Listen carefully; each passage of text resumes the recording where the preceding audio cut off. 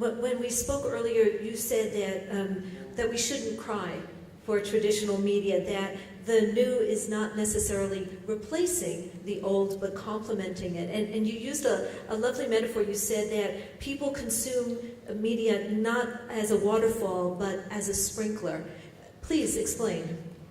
Okay, so the question of how do new media and traditional media are perceived by users, this is what we as social network researchers, this is what we are interested in.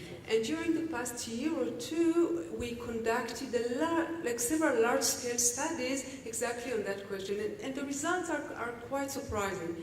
So, as you said, from the name of this panel and kind of the discussion so far, it seems that as if you have two technological generations here.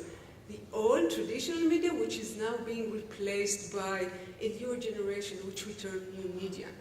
What we see is that from the user's perspective, this is not the situation.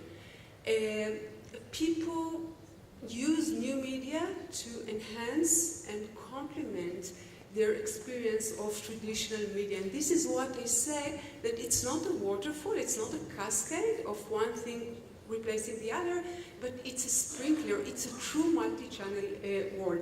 And let me give you three pieces of evidence to support this statement. The first is that people use different channels to talk about different topics. So if we say that the medium is the message, now we can say that the medium shapes the message. So with two of my colleagues, Mitch Lovett from the University of Rochester and Ron Shachar from the Interdisciplinary Center in Herzliya, we conducted a large-scale study where we tracked what people are talking about over time and through what channels. And what we see is that people talk in totally different ways, online and offline. Online, people talk about topics. We focused on commercial brands that are perceived as more social.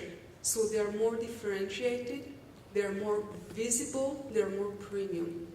Offline, people speak about brands, about topics that evoke emotions. So they're more exciting or they're more irritating. So online, people will talk about Disney, offline, about Verizon. Online, about the car brand Audi, offline, about Chevrolet.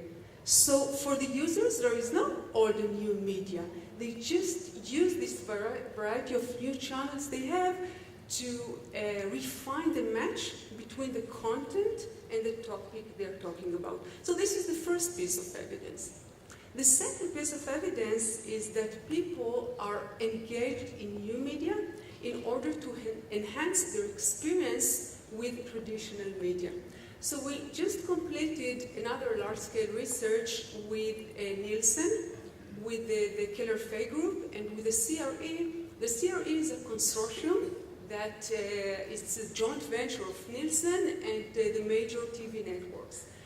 And what we found is that many people are engaged actively in social media while watching traditional TV shows. And I prepared a little video clip for you. We gave several hundreds of them cameras, and we just told them to monitor and document their media activity during a week or two. So we edited like a short clip.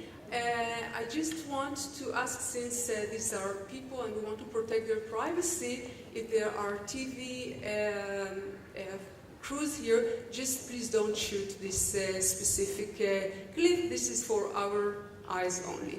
So if you can play this clip, very intimate forum.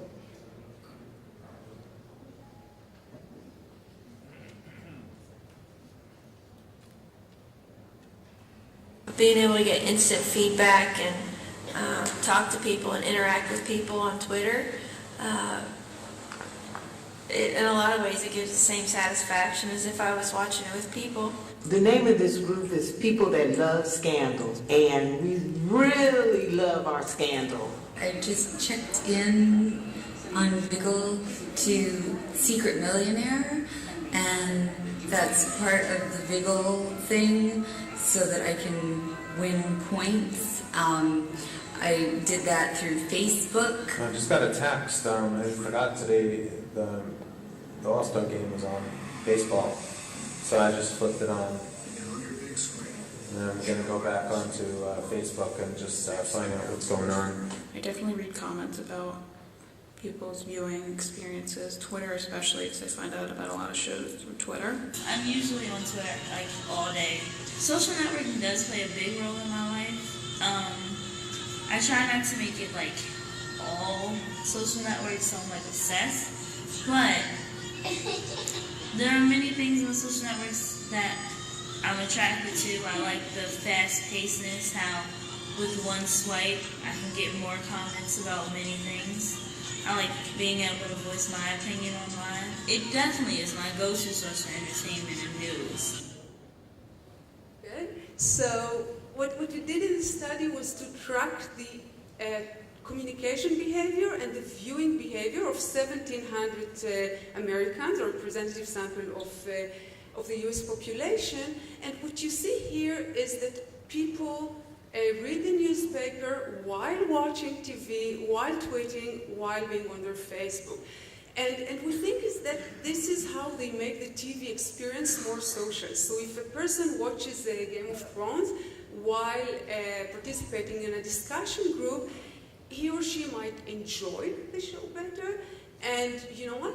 And this is what we are analyzing now, there is even a higher chance that they will watch the next episode. So this is the second piece of evidence. And the third one is related to the impact of traditional versus new media. And we talked about advertising and measurements, so this is the point about it. What we see here is that you need traditional channels to attract new consumers, but you need the new media to retain them as customers. So in this TV study, we tested what are the sources that influence TV viewing. And we tested several types of sources, face-to-face, word of mouth, show promos, being engaged in social media and so on. And what we see is that for people who are regular viewers of the show, their level of viewing is associated, is correlated to their social media activity. But for people who are samplers, who are infrequent viewers, their probability of viewing is correlated to the traditional means they get the show promos and the offline word of mouth. Actually, for these people, the effect of word of mouth offline, simple, old school word of mouth, is 10 times stronger than the social media. These two types of media, they're not competing with each other, they're completing each other. People come because of the traditional channels, but they stay because of the new media. So you see, it's a complicated picture, and it's a true multi-channel one. It's not a word of waterfalls, it's a word of sprinklers, and people embrace, celebrate this variety of channels and just use them. So if you ask, like, as an outside observer, if the traditional media should be threatened, I say no. It's a great opportunity. It might be, like, in my opinion, the greatest opportunity this industry has had in the last several decades. Well, thank you.